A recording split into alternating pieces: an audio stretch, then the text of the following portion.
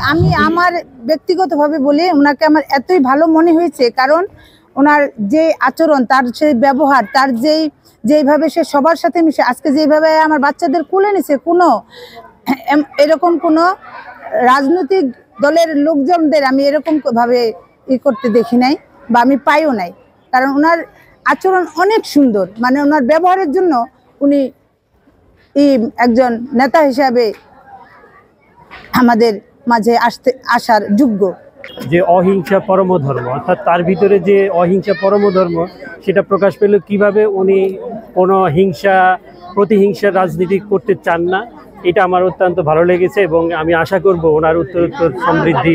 উনি যে নির্বাচনের বিএনপি ধানের শীর্ষে থেকে উনি এই শরীয়তপুরে যে নির্বাচনে উনি প্রতিদ্বন্দ্বিতা করবেন, উনি যেন একেবারে সম্পূর্ণভাবে বিজয়ী হতে পারে।